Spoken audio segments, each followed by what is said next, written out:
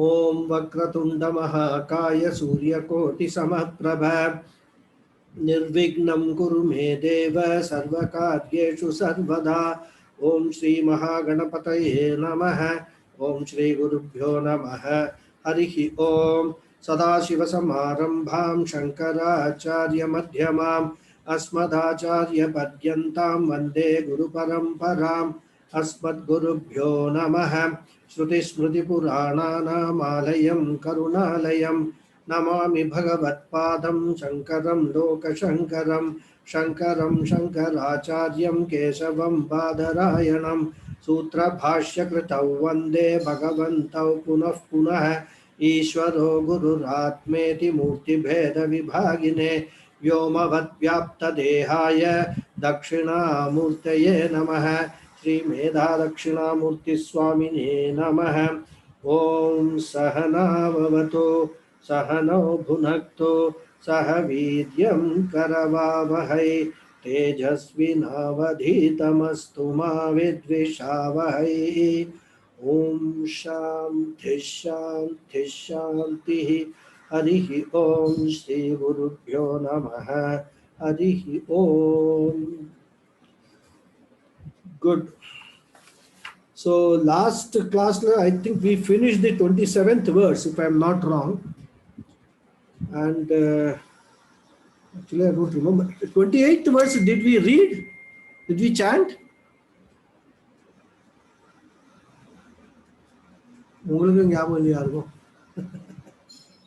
இல்ல மாமா சான் பண்ணல இல்லையா? 27th ஓட நிறுத்திட்டே இல்லையா? மெயின் சொல்லிட்டோம். Okay, right. So yes, 27th. So we will start with the 28th sloka. Okay, I will chant. You can follow if you have got the text. Atma vabhasayat yeko buddhyadinindriyanyapi dipo ghadhadivat swatma jadaistairnava bhasyate. I think this is wrong. Anyhow, doesn't matter. So now the Pancha Koshas have been negated. The question now is being addressed by Adi Shankara is, if I negate all the Pancha Koshas as Anatma, who is there to know the Atma or to know myself as Paramatma? Because all the knowledge is gained in the Antakaranam, in the instruments, and all this Antakaranam is belong to the Koshas. So if you negate the Koshas, how will I know myself? Jnanendriyam belongs to Manomaya Kosha and Vijnanamaya Kosha. Right? Mind belongs to Manomaya Kosha, Buddhi belongs to Vijnanamaya Kosha. If the sense organs are gone, the mind is gone, intellect is gone, all are negated. So who will know what is left out? Even assuming that Atma is left out, but how will we know that Atma? With what we will know that Atma? So is it right to negate all the koshas? But Shankaracharya is saying that you negate all the koshas and you know yourself as Paramatma. So once they are negated, how will the Atma be illumined? How will we know the Atma? Who will illumine the Atma? That is the question. For that, he is giving answer in this particular sloka. Right? And that, as we have seen and continue to see in the next slokas also, Atma is not illumined because of any of the koshas. Right? In fact, none of the koshas are necessary for illumining the Atma. In fact, they cannot illumine the Atma also. These koshas cannot illumine the Atma also, because every kosha is a jadam.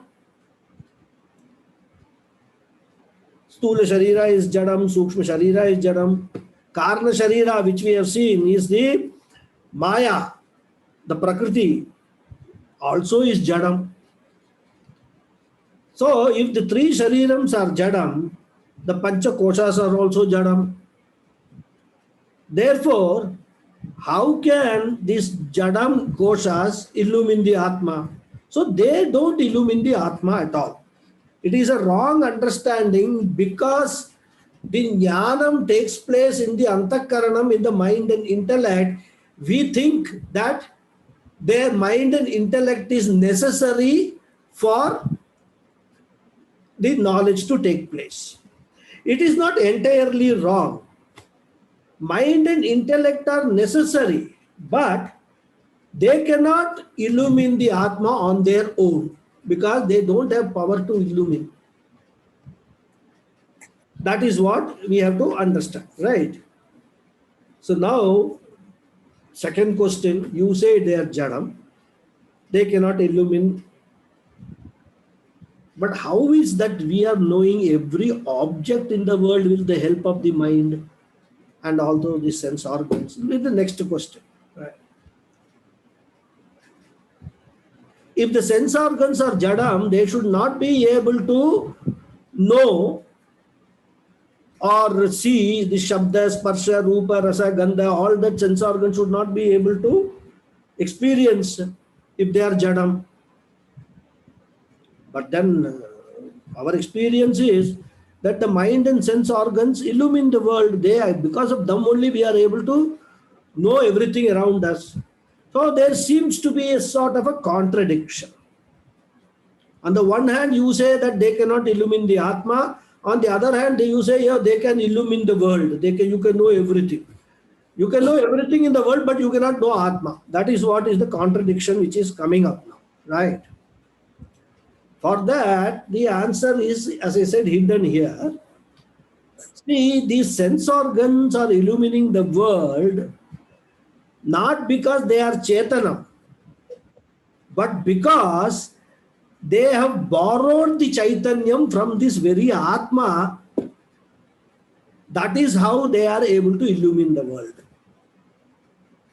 So, taking the borrowed illumination from the Atma, they are illumining the world. On their own, they are not doing anything. They cannot do anything. In fact, because they are insentient, they are Jada. So now question is, okay, they are borrowing that illumination from Atma, because of which they are able to illumine this entire world. So with that borrowed illumination, why can't they illumine the Atma also, is the question. I mean, these are all these kind of Purva Pakshi questions, they will keep coming up. Because somehow they want to say that this business of, Advaita Vedanta, this Atma being the Adhishtanam, they want to dismiss that. Because they have not understood and they don't agree with that. So they will come up with all sorts of questions. If a knowledgeable person who knows exactly what the Upanishads are talking about, what Vedanta is talking about, he will or she will find these questions to be very silly. Now, already so many times I have told you it is Atma which is illumining, Atma which is illumining. Why you are again asking the same question? Right. So this is the issue, but Adi Shankara being what he is, for him no question is silly question.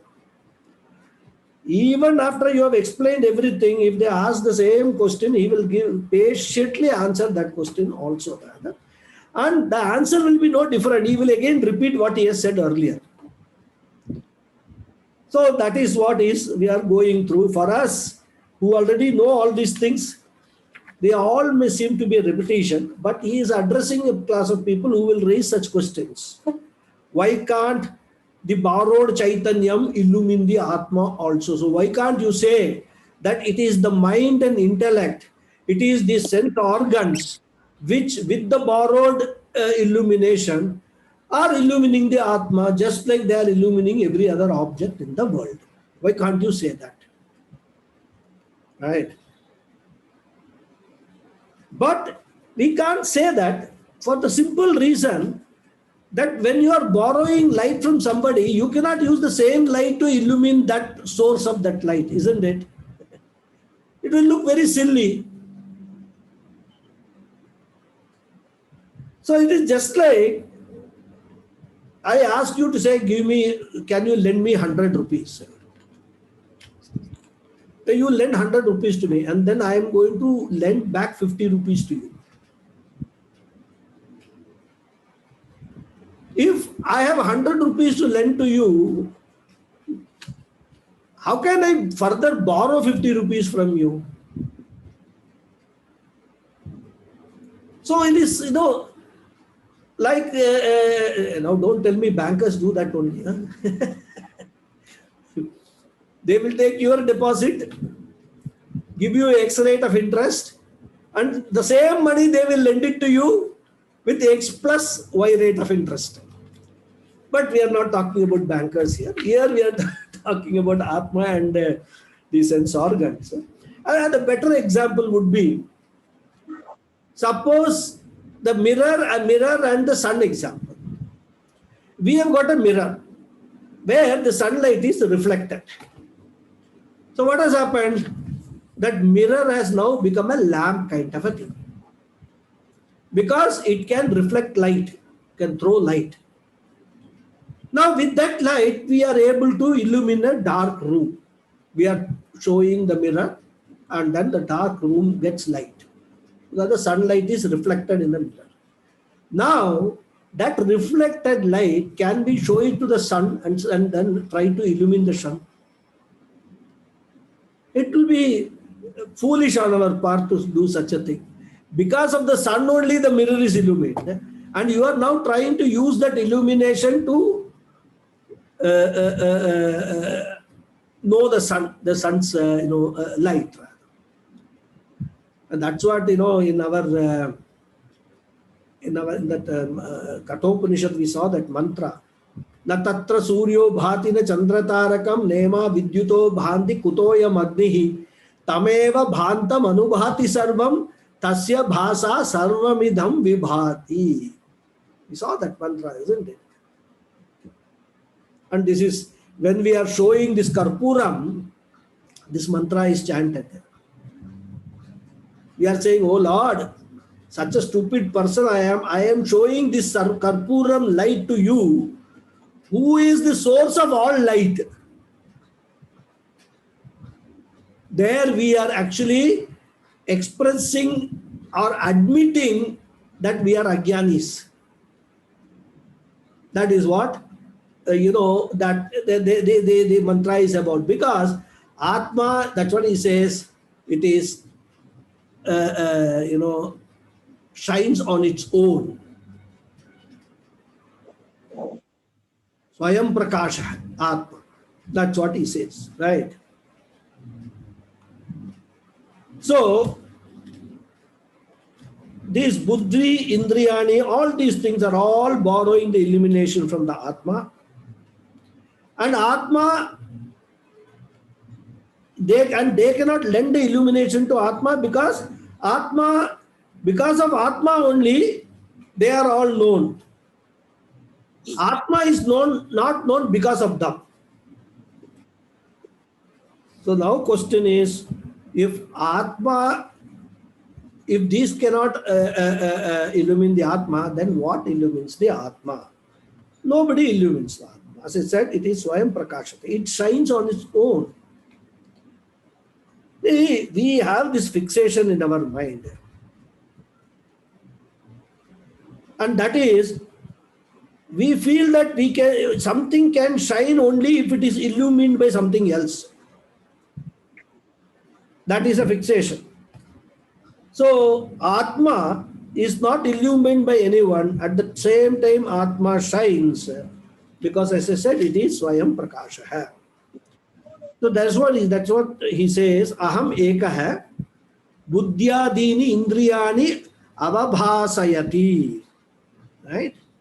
So ekaha Atma, this one non-dual Atma, avabhasayati, illumines buddhyadini, all the antakaranam, the four mano, buddhi, chitta, ahankara, all these antakaranam, buddhyadini, right? Adi padat is used, right?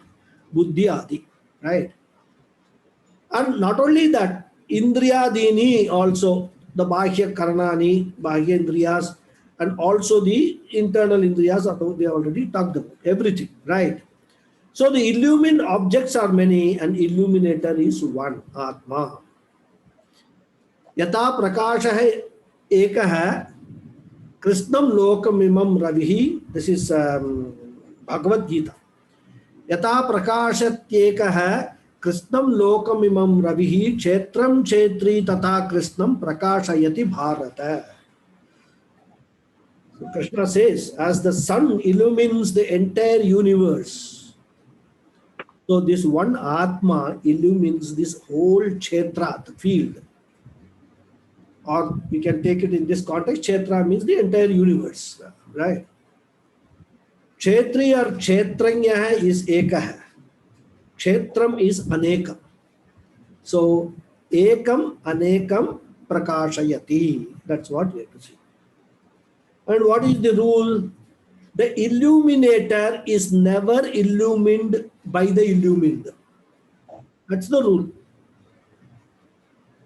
The illumined objects are ever illumined and they can never become the illuminators for the original illuminator. So a seer is ever a seer, he can never become a seen.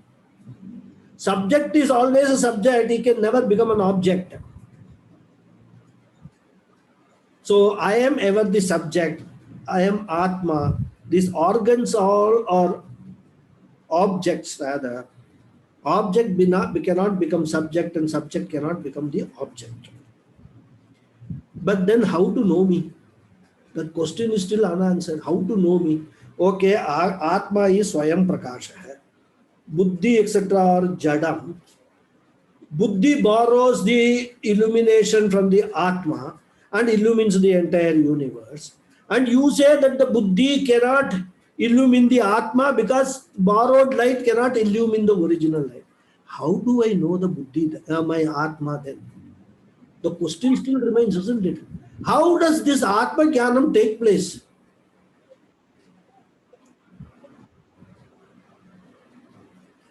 Because Jnanam in any case can take place only when there is a Chittamsha, consciousness. Original consciousness gives consciousness to all these Mano, Buddhi, etc. And you say this Mano, Buddhi, because of borrowed consciousness, cannot, illumine the original consciousness. Then how to know the original consciousness? Is the question. And the answer is a little bit unexpected answer. The answer is there is nothing called self-knowledge. It is already there with you.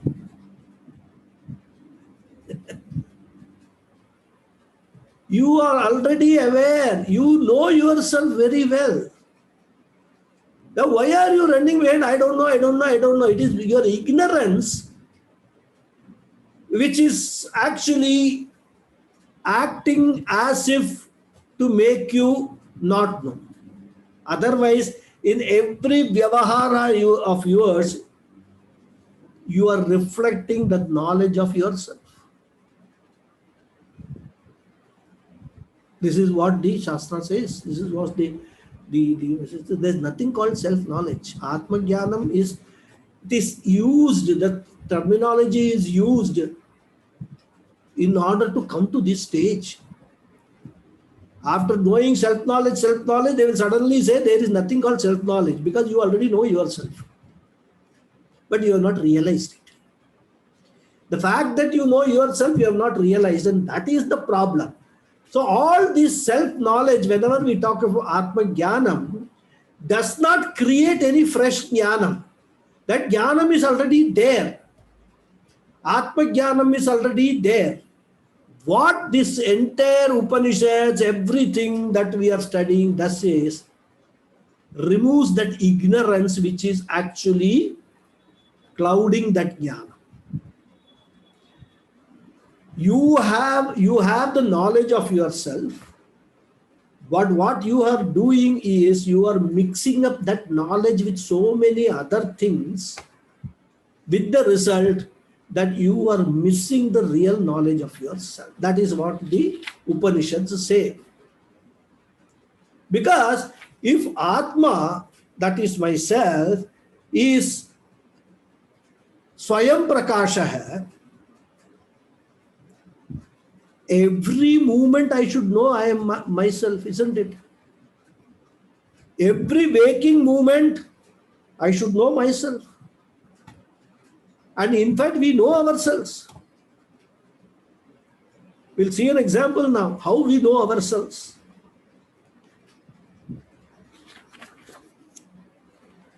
What we are doing is, whenever we say anything, I am so and so and so, I am fat, I am lean, I am tall, whenever we are saying this, what does that I am stand for?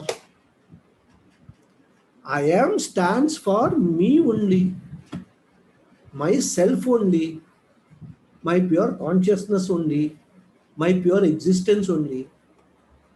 I am, the word am, we would put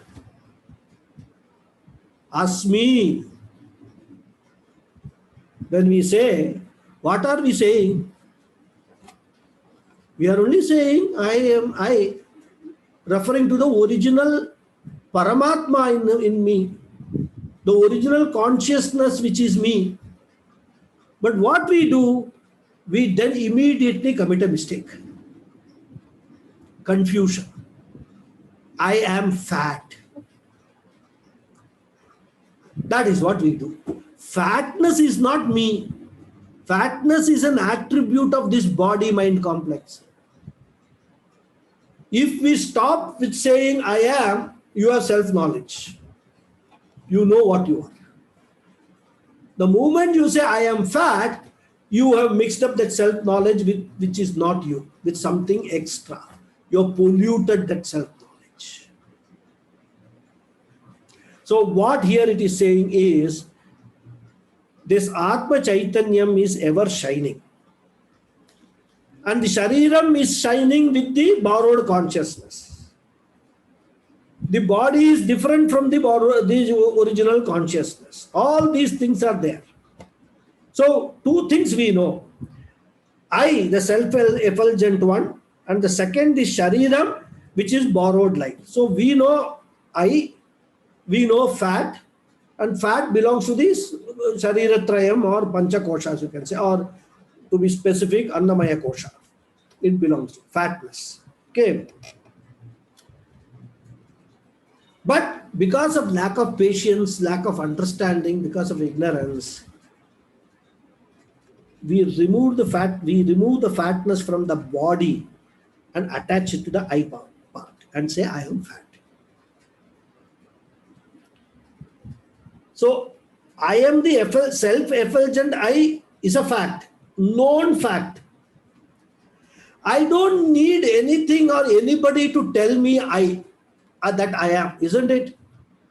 Even in pitch darkness, I know I am. The only time I don't know I am is when I am in deep sleep, in Sushupti Avastha. That time also actually I know I am, but I don't realize it.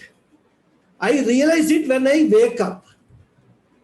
That knowledge is still there, that I am is there even in Sushupti Avastha, which is not experienced.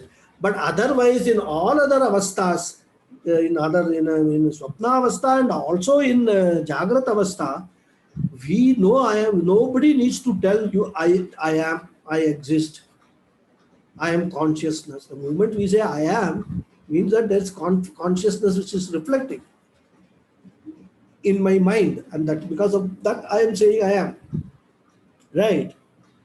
So this I am is referring to this self-knowledge only, self only, right? But as I said, this Anyonya Adhyasa is taking place. If we cognitively remove this fatness from the statement I am fat, what will be left with will be only I am. That's all. But that is not a new knowledge. You always knew you are, I am, right? When you were thin also, you said I am. When you are I am thin, you said. When you are fat also, you are saying I am fat. So irrespective of whether you are thin or fat, I am doesn't change. That self doesn't change. So this is what he's trying to point out here, and he's taking it. May the slokas may just look two lines, but when you have to understand that Atma Swayam Avabhat, this is Swayam Prakasha hai, we have to understand that this is nothing new knowledge. This Atma Jnanam is nothing new. We are all saying that, we are in Vedanta, we are going to get Atma Jnanam, some fine day will be there. Like Buddha sitting under a tree got Atma Jnanam. We will also get. All this is all from a Vedanta, Advaita Vedanta point of view. I don't want to use the just plain nonsense. You know yourself already, but you are ignorant of the fact that you know it. All that Vedanta does is remove that ignorance. Then automatically, so I am Prakasha Atma. That is what happens. Right? So, na kaschit naham asmi iti pratyeti, says Adi Shankara in Brahma Sutra Bhashyam, in the Adhyasa Bhashyam. Nobody says I don't know myself. And therefore, there is no event called self-knowledge. There is no incidents called self-knowledge. If this is not known, what will happen? After Sravanam, Mananam and all, we will think that Nididhyasanam is meant for getting that self-knowledge. We will sit in meditation, close our eyes, and try to visualize that self, which we think we don't know. Visualize as if we are sitting, then there's some bright light is shining behind our head, like Buddha, and suddenly, you have the eureka moment. Now I know myself. You will open your eyes and tell the world, I have got self-knowledge. Now I am a jnani. This is what the orientation will be. Only Buddha will say that. Or people who are following Buddha who don't understand this. Buddha himself also might not have said it, right? People who are Buddha's followers would say, oh, all this happened, he sat under the tree and got all this light and all that. What is that? Enlightenment, right? So, and then the self will give you darshanam for 2-3 minutes in that meditation. Like, some people say, in my dream, Lord Muruga came and asked me to construct a temple. And I'll ask everybody to join them. How Lord Muruga came in the dream? Because that dream was already there in his Antakarana. That manifested in the dream as if Lord Muruga is coming. He must have been very, very keen to construct a temple at a particular place for Lord Muruga. And he must have thought about it a lot. So that has gone into his subconscious. When he is in a dream state, that gets projected. And he says, Lord Muruga came. All these things, this is Vedanta looks everything very objectively. The Vedanta doesn't attach any emotion to anybody. So when we objectively analyze, this is what is happening when people say God came in my dream and I saw Vishnu in my dream and all that. This is what is happening. And people will believe, oh, in your dream Vishnu and all come, in my dream, only Rakshasis come. And sometimes they look like my spouse also. Anyhow, jokes apart. So that is what Upanishad says. Pratibodha viditam matam. Every movement, every thought, Atma is there. Without Atma, there can be no thought. Without this self-effulgent Atma, there can be no thought in your mind at all. Pratibodha viditam matam, it says, right? So every time when I say I am referring to the self only. The moment I say I am fat or I am tall, ahankara takes over. That you erase that identity of the original I and give it a false identity of fatness and tallness, etc. Right? So this I, when I say it is Jivatma or Paramatma, it is Paramatma. Because even the Jivatmatvam is a superimposition. There is nothing called Jivatma. For our learning purposes, we said, okay, Jivatma, Paramatma and all that. When you come to that Swayam Prakasha Atma, there is nothing called Jivatma. Jivatma is only a reflection. It is only Chidabhasa. That is also a superimposition. This Jivatmatvam is also a superimposition on Paramatma, on I. All this, when you go in Vedanta further and further and further, this is how Vedanta, unfolds. Everything that we learn, this is the process of learning. Eventually, when we reach the pinnacle, or what you can call the highest level of knowledge, you will end up negating everything, including Jivatma. Everything you will negate. Because Jivatma is also something we have superimposed on us in order to identify the reflected consciousness from the original consciousness.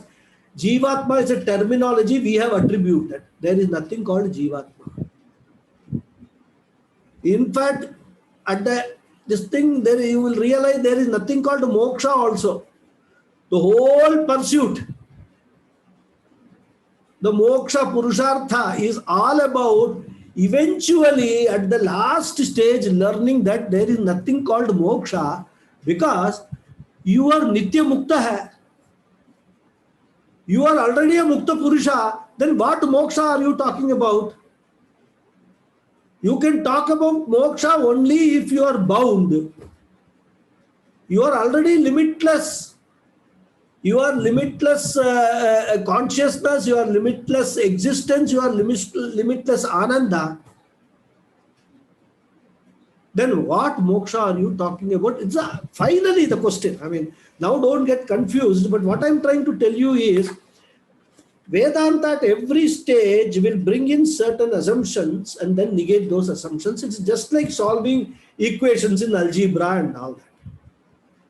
You bring certain assumptions, but when the final equation comes, you have to negate the effect of the assumption. Similarly, Vedanta also proceeds on that line. It will bring everything, Shariratrayam and all that, and then negate them. It will bring Jivatma into the picture, negate them. It will bring Moksha into the picture, negate it also. That is how the whole Vedanta pursuit progresses. Because the basic assumption is, if your nature is not a Mukta Purusha, original nature, nothing can make you Mukta Purusha. It's a logic. By nature, you have to be a Mukta Purusha. Then only you can really claim that moksha.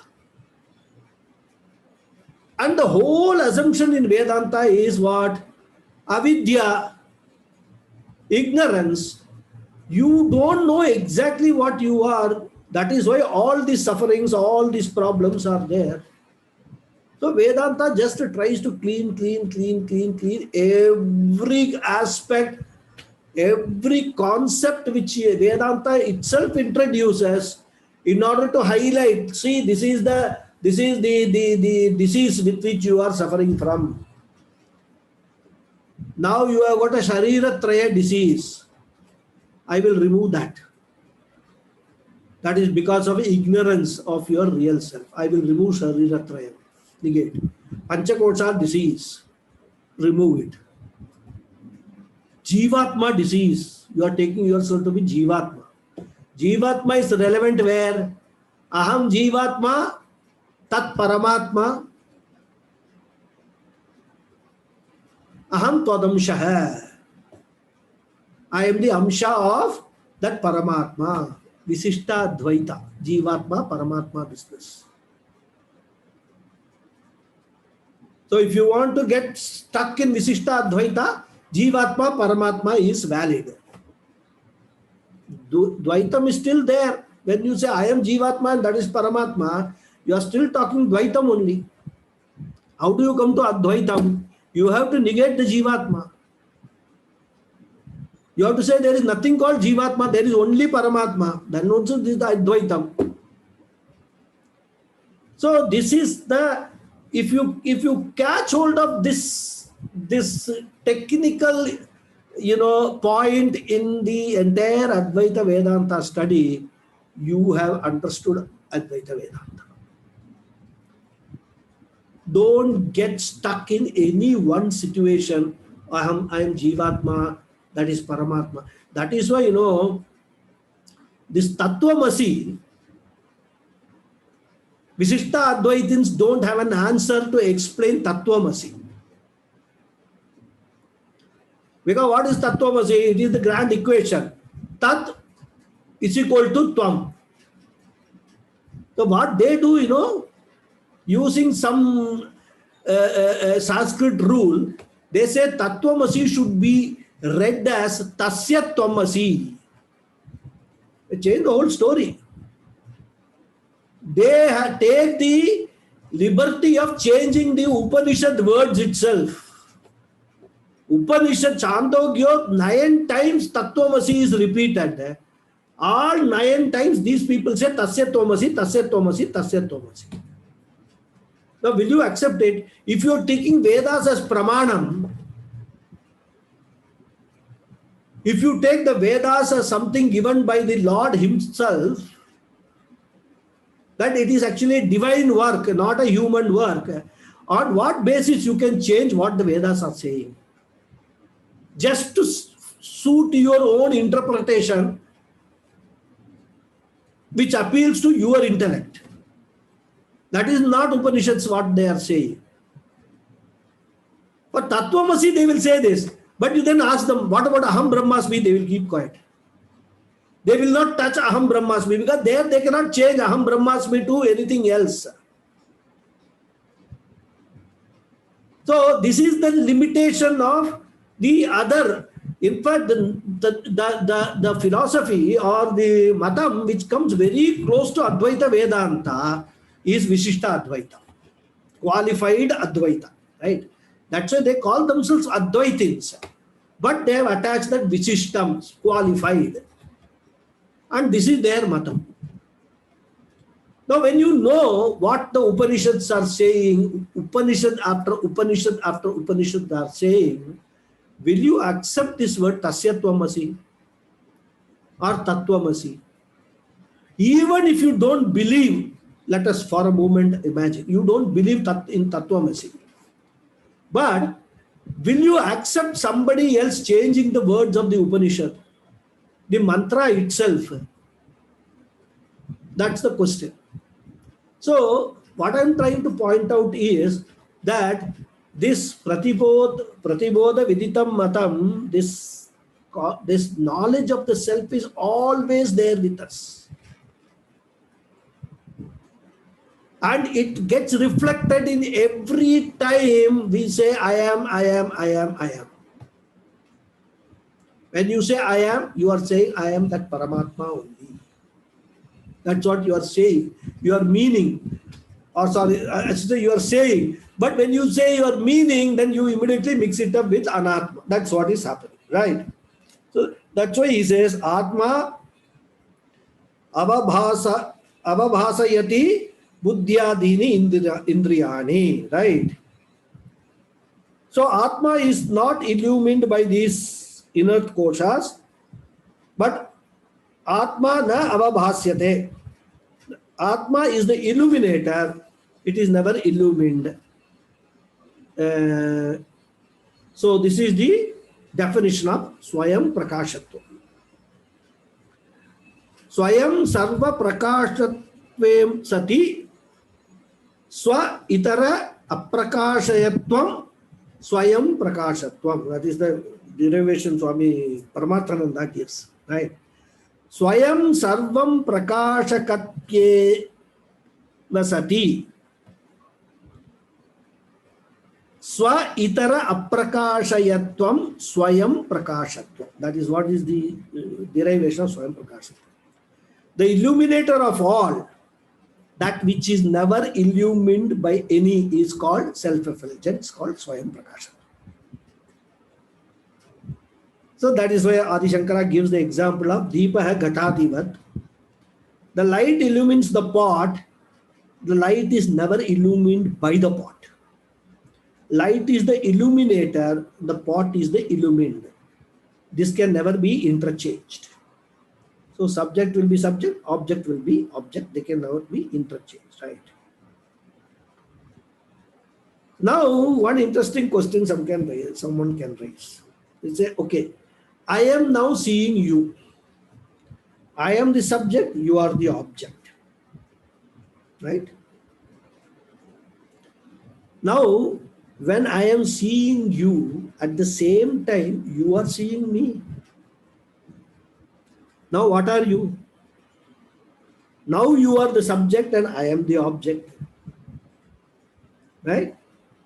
So the subject and object are getting interchanged, and you say a subject object cannot be interchanged. How is that possible?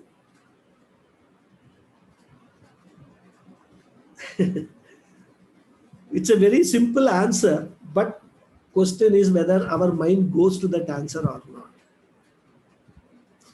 When I say I am seeing you, what is that I am? Pure consciousness. We just now have been discussing for the last half an hour. So I am Prakasha, Atma is this I am. And you are the object.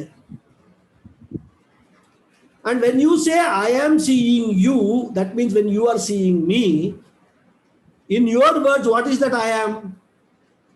The same Swayam Prakasha Atma, consciousness only. And then this body-mind complex becomes the object. So when I say I am seeing you, I am is representing my Swayam Prakasha Atma and you represents body-mind complex. And when you say you are seeing me, by saying within quotes, I am seeing you, when you say I am, that represents the Swayam Prakasha Atma, and you, that is me, is body-mind complex. So here the subject is what?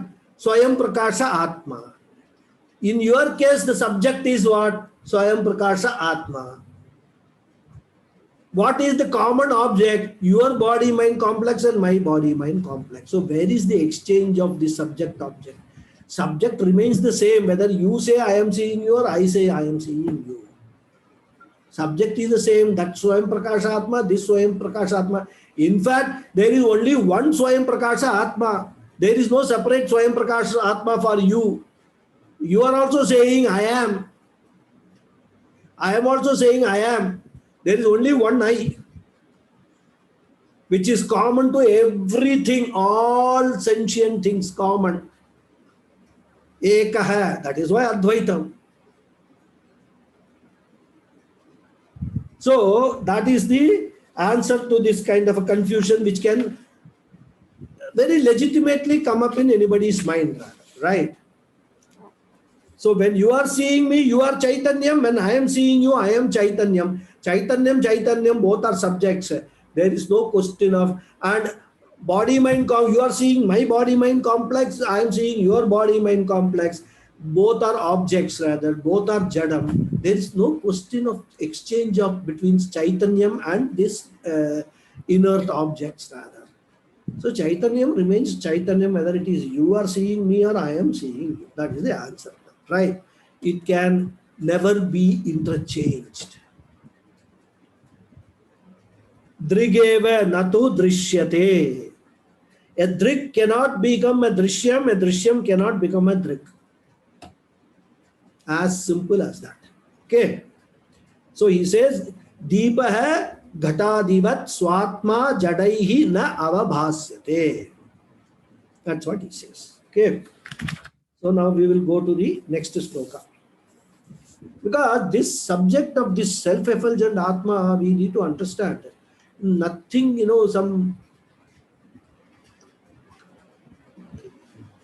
lot of misconceptions could be there in this self-effulgent Atma. Very simple understanding is, it is not that. It's a Rajju Sarpa example is an excellent example. The Sarpa superimposed on the Rajju is because of what? Ignorance of the actual fact of the rope. Because of what? Because of semi-dim light. The light is not sufficient to shine on the rope to make us understand it is only a rope. So that is what? It is not that we don't know the self. But because of the low intensity of this illumination, which is clouded by all these anatmas, which is clouded by all these sharirika dharmas, we are not able to see this Atma very clearly. Otherwise, everybody will be a jnani in this world, if that was not the case, right? And you see how much effort it takes to remove this superimposition. What is there is already there. You also know it, but you are ignorant. What kind of effort it takes to remove that ignorance? Tremendous. Okay. So next verse we will see. Swabodho nanya bodhecha bodha rupa tayatmanaha nadhipasyanya dipecha yata swatma prakashane. So he is continuing the same theme. In the previous sloka, which we saw just now, he says Atma is not illumined by any organ, right? And the question was also how Atma is known. We have already seen Atma is there nothing new called knowing Atma. There is no event called knowing Atma. There is no event called self-knowledge. Atma is already known, but you are not aware of that fact. That's all, right? So, Acharya is further explaining that process of that so-called knowing of the Atma here. So, if the Atma is not illumined by anyone, how is Atma known is the question. For that he says, Swabhode anya bodha icha nasti. Right? Swabhode nanya bodha icha nasti. In gaining the knowledge of oneself, Swa here refers to Atma. Swabodhe means Atma Bodhe. Atma Vishayaka Bodhe. Anya Bodha Icha Nasti. Another Bodha or another Vrittigyanam is not necessary for knowing Atma. Right? Because for knowing Ghata, we require Ghata Vrittigyanam. For knowing Pata or getting the Pata knowledge, we require Pata Vrittigyanam. That's necessary. In fact, every object in the world will be known, we can know them by that respective Vrittigyanam. And Vrittigyanam is referred to here as Bodha in this shloka, right? So, Anya Bodha means any other particular vritti jnanam. Why? Because in the vritti jnanam itself, the very chaitanyam comes from the Atma only. We have seen how the vritti takes place, how vritti jnanam takes place. When in the mind that akara of a particular object is formed, which at that point of formation is a jadam, nothing is happening. The moment the consciousness pervades that, you get the jnana. And this is not that, sequential, it happens simultaneously. Just like this is computers. Microsecond, nanosecond difference. The moment you are seeing an object, you get the knowledge of the object because simultaneously the consciousness pervades that vritti. So immediately the jnanam comes. So the jnanam aspect of whatever is there in our mind, the knowledge aspect comes because of the consciousness, the chit. Because chit is what jnana rupa hai, jnana swarupa hai. So the moment the chit pervades, jnanam comes. That is how we have seen this this process, So for part, the vritti jnanam comes from the chaitanyam, everything for that matter, right? And for a vritti jnanam to come, the illumination has to happen from outside the vritti. Chaitanyam has to come and pervade it, right? Whereas for Atma jnanam, that vritti jnanam is not necessary. Isn't it? Again, this also in the initial introduction, when we analyzed this whole thing, we saw that. When we saw the meaning of Atma Bodha hai, we saw all these arguments at that time. There is no vritti jnanam necessary for knowing the self. Because self is already known. There can be no movement when the self is not known. Right? Because self is what? It is a swarupa jnanam. Knowledge embodiment. To know that what other knowledge you require, and you are that knowledge embodiment, you are that swarupa jnanam. You are that Sachidananda. So to know you, what other thing is required? No vritti is required. All that we have seen, right?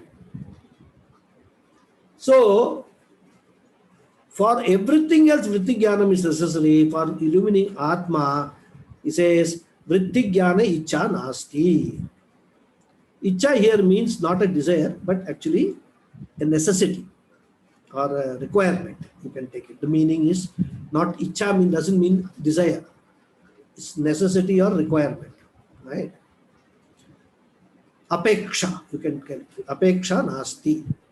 So vritti jnanam is not necessary to illumine oneself. Because why? Because Atma Bodha Rupataya. Because Atma itself happens to be the Swarupa Chaitanyam, Swarupa Jnanam.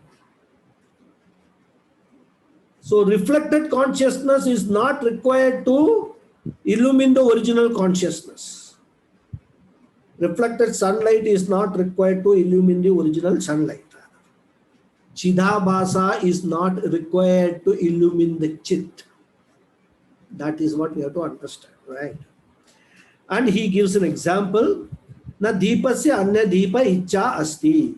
The light illumines every object in the room. But how do you know there is light in the room? Because of that light, isn't it? If somebody asks who is illumining the light, what type of a question will be there? You will ask him, are you blind? It is that light which is illumining everything else. And what is there? What is required to illumine that light? It is self-illumining, isn't it? So, deepasya anya deepa icha. Here also we must take icha as apeksha and not as desire, right?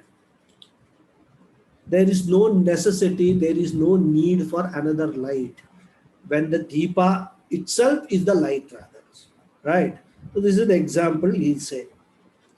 Because if you say that another light is required to illumine this light, for just argument's sake, let us say, if it is said that there is another prakasha which is required to illumine Atma, if that is the case, then what will happen? The question will be, what light is actually illumining that light which is illumining Atma? So this question can go on endlessly. Endless regression it will be. And it will end in what? Anavastha dosha. You will never come to Atma at all. So that is another logical reason why for us to accept what the Upanishad says, that Atma is Swayam Prakasha. Otherwise, there is no question of knowing the Atma at all, because every time you will be looking for one light which is illumining another light, which is illogical, because we know by experience you don't require a light to illumine a light, because the light is self-illumining, self-effulgent, right? So this is in Sanskrit called Anavastha dosha hai. So Chaitanya Prakashanartham kinchit anyat na apekshate. So na deepasya anya deepa icha swatma prakashane, he says, because swatma is a reflective pronoun. You must understand. Swatma means for the deepa prakashane. So the deepam or a lighted lamp, in order to reveal itself, does not require another deepam or another lighted lamp. So deepa swasya prakashane anya deepa icha na asti. So it follows that Atma Jnanam does not require a Vritti Jnanam. So now question is, there can be some contradiction in this.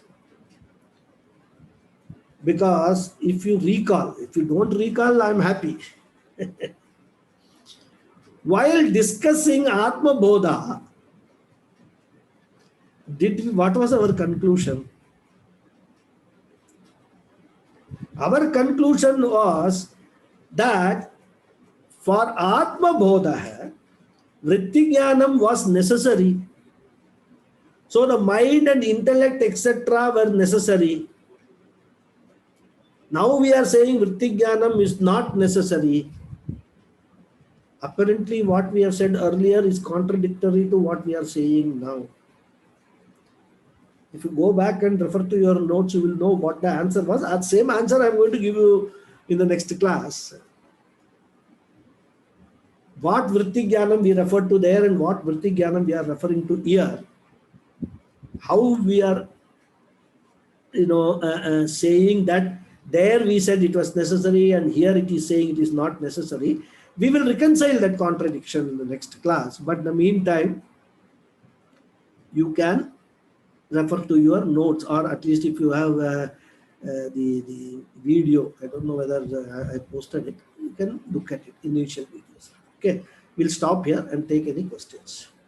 Om Purnamadav Purnamidam Purnat Purnamudachyate Purnasya Purnamadhaya Purnameva Vasishyate. Om Shanti Shanti Shanti. Hari Om Shri Gurubhyo Namaha. Hari Om. Thank you all. Thanks. நான் சொல்றது நீங்க கேட்கல, அதுக்கு உங்களுக்கு thanks. Okay மாமா, நமஸ்காரம்.